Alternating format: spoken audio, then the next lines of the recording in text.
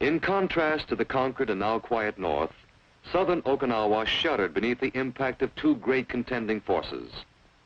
Lieutenant General Ushijima's 32nd Japanese Army was holding its powerful defense line with a force estimated at 50,000 men. The line was anchored on the west of the Asa River, contained the hill mass north of Shuri in the center, and was anchored on the east in the hill mass of Yonabaru. General Ushijima's Naha-Shuri-Yonabaru line was actually a series of cave defenses, closely coordinated and elaborately constructed. Whole coral hills had been carved hollow as far down as 50 feet beneath the surface of the earth. Each of these hills contained barracks, galleys, communication facilities, electricity, and storage space. Each hill was a land battleship carved out of coral, impervious to artillery fire, naval gunfire, or aerial bombardment. The Naha-Shuri-Yonabaru line was the most difficult single barrier to a ground offensive faced by American troops in the Pacific. While the 6th Marine Division was engaged in reducing the north, the 24th Corps had attacked the line, but had failed to secure a penetration. Action flared along the flaming coral ridges between the East China Sea and the Pacific, and casualties rose in the ranks of the attacking divisions.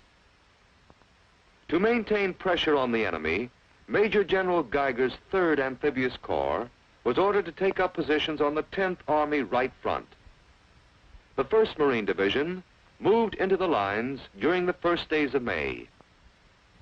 Orders for the commitment of the 6th Marine Division were received on 6 May after General Shepard's troops had moved to central Okinawa and awaited further orders. By the evening of 8 May, the division was in column of regiments with the 22nd Marines in assault. On the left of the 6th Marine Division was the 1st Marine Division, and on the left of the 3rd Amphibious Corps was the 24th Corps. The 6th Marine Division's assault of the line was scheduled for the early hours of 10 May. The 22nd Marines were in position to cross the Asa River with the aid of the 6th Engineers and to attack the enemy positions to the south. During the late afternoons of 9 May, the division's sector looked ominously quiet. The brackish, stagnant Asa wound westward to the sea. South of the river, the terrain ascended abruptly toward a high coral hill mass. Under professional eyes, the Naha-Shuri-Yonabaru line looked tough. This line was the reason why Okinawa was the bloodiest of all the sanguinary operations fought for the mastery of the Pacific. In the morning, the 22nd Marines would attack with 2 battalions abreast and their right flank on the sea.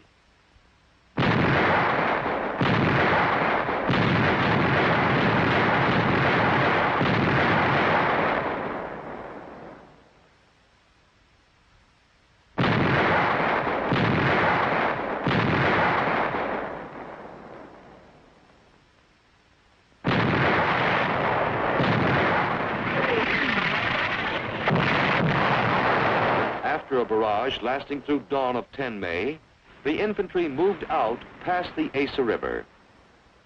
By 0800, the assault regiment had 2 battalions across the Asa, and the attack developed. A bridgehead of 1,400 yards was held under heavy enemy fire at the close of the first day.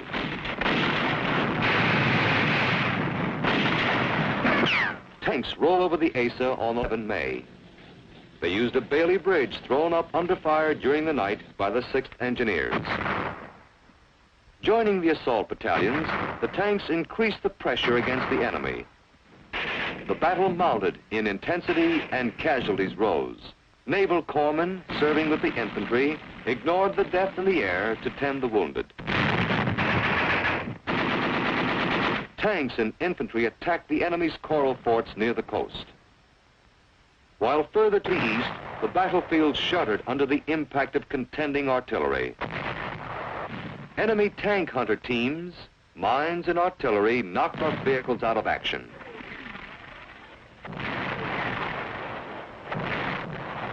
In this spectacular sequence, the crew abandoned one of our disabled tanks.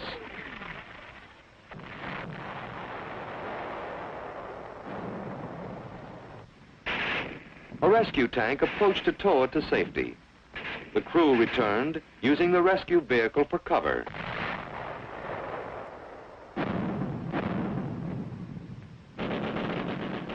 Under a hail of enemy small arms fire, the crew used phosphorus grenades to lay down a smoke screen. As the enemy strove to destroy both vehicles, the disabled tank moved off under its own power. In another corner of the battlefield, preparations were made to attack an enemy hill fortress. While tanks shelled the gun forts, infantry moved into position for an assault.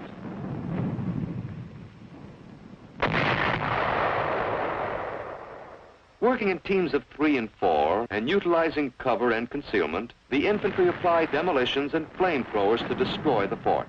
On the morning of 13 May, the 22nd Marines drove up the last major escarpment before Na覇. Troops following the highway were subjected to unrelenting enemy artillery fire.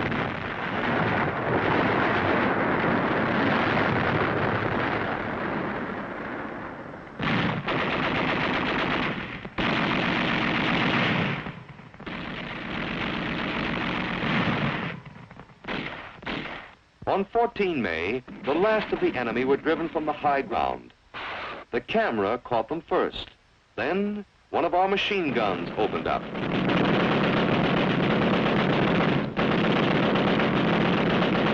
Marines of the 22nd Regiment now looked down on the ravaged city of Na覇, sprawling desolately beneath them. Artillery commenced to bombard the city, directed by observers manning our OPs.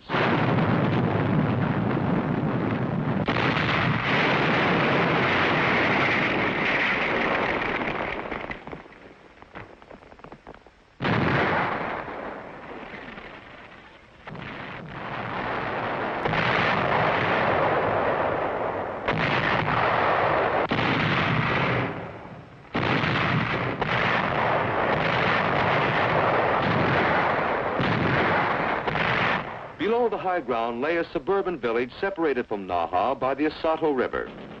Machine gunners applied direct fire against this target.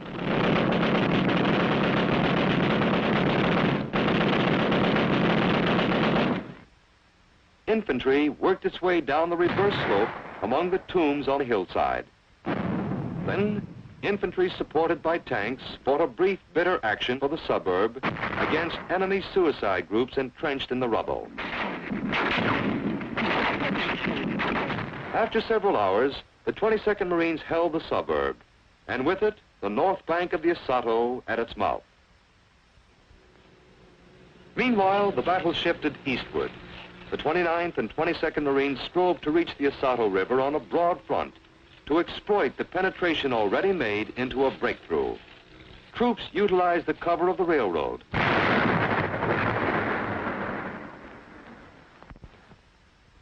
As the division advanced, its left flank grew extended and exposed. With all other parts of his line holding firm, the enemy strove to neutralize the gains made by the 6th Marine Division. All available weapons were brought to bear on the enemy. Rockets were effective.